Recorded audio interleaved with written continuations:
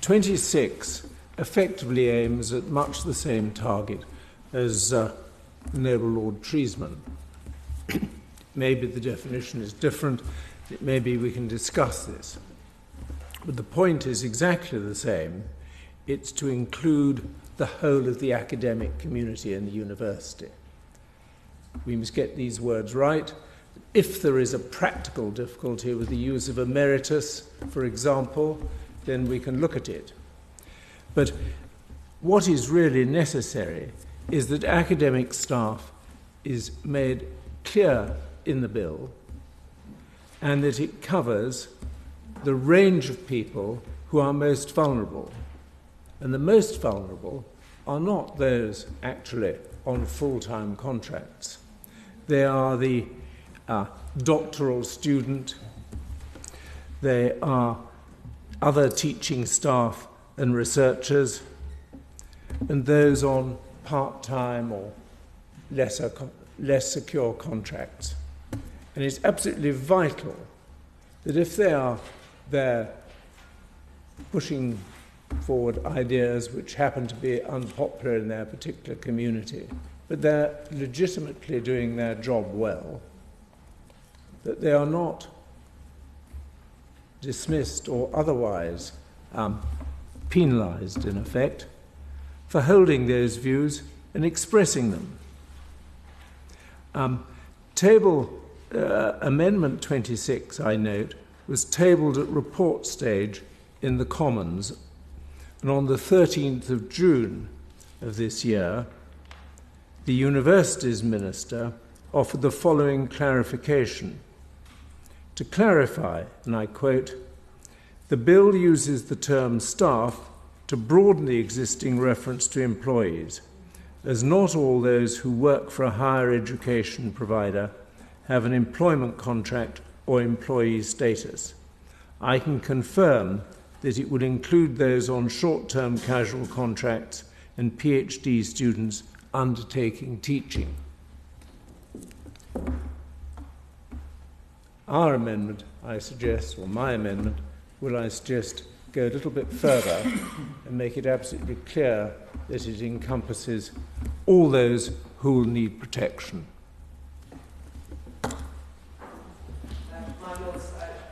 Said that I agree with. So I rise and speak on Amendment 26, which I put my name to. I just because people have been declaring their interest, I suppose. I've never run an Oxford college, and never likely to. But I have, in the Academy of Ideas, been working with students for a long time on the issues of free speech and academic freedom. That's kind of the work I do. And also with young academics. A number of those students go on to become young academics. So I'm just fully supportive of this broadening out of what we mean by academics, because sometimes it is kind of like the seasoned prof rather than the kind of broader community of the academy.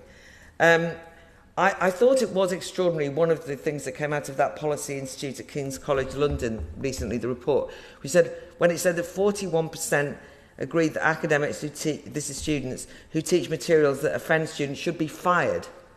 I mean, this is quite an extra. I mean, if you think about it, it's like they should be sacked if they teach the wrong things. Now, I'm not suggesting that those students can't be won round or that they're all going to be fired, but I think that's the kind of climate that we're talking about. There's a kind of institutionalised acceptance.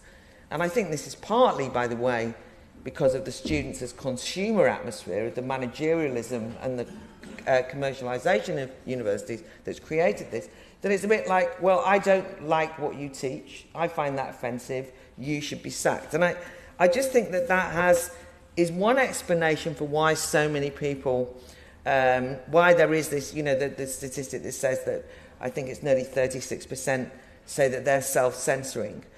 What I found when I've talked to young academics is that they are the ones who feel they just can't speak out. They're just kind of looking over their shoulder all the time. And a number of older professors who say, I'm prepared to speak out, say, well, what can they do to me? I'm about to be emeritus. Even though they then can actually have their... And then, by the way, they don't speak out because they say, I don't want my reputation to be sullied and slandered and to be called a bigot. But if you're trying to you know, get research grants, get on the ladder of work and so on, you're going to be wary. Anyway, the other thing that I think is very important here is, I would have said in the past that what we maybe could rely on was for those young academics to turn to their trade unions. But I do think that we should notice something extraordinary that's happened.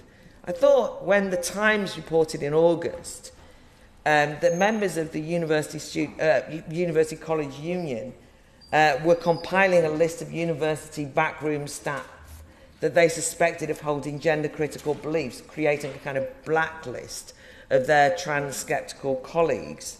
I mean, you did think it's no wonder that people self-censor. And I think that a lot of this is the backroom staff. It's things that we aren't sort of seeing. I mean, as it happens, this seems to be true of all university, all institutions at the moment, kind of junior staff, kind of like not, you know, being these kind of blacklists existing. And also, I was genuinely shocked when Kathleen Stock and Joe Phoenix, who were more experienced academics, when their own union branches sided with the people who were calling for them to be driven out of their jobs. I mean, so, you know, as somebody who has spent a long time, you know, as a trade union rep in what was then NATFE when I taught in the past, I'm shocked at that turn of events. I'm rather pleased that the Free Speech Union exists, but I do think it's just a recognition in the bill that workers' rights need to be protected across the board, and if the bill can do something to kind of make that clear,